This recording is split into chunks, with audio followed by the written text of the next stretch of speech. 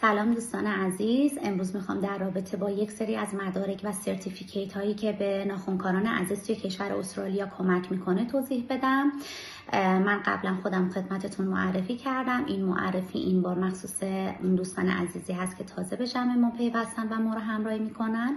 من نسرین هستم، ساکن کشور استرالیا، شهر سیدنی، و حوزه فعالیتیم حوزه زیبایی ناخن هستش. یکی از مدارکی که شاید بتونه توی کشور استرالیا به شما کمک بکنه داشتن مدارک از سازمان فنی حرفه‌ای در ایران هستش و بقیه مدارکی که شما چه کورس آنلاین چه کورس‌های حضوری رو شرکت بکنید و گواهی پایان دوره از هر مدرسی داخل ایران یا خارج از ایران دریافت کنید، همه اونا فاقد اعتبار هستن به غیر از مدارکی که شما از فنی حرفه‌ای تهیه می‌کنید.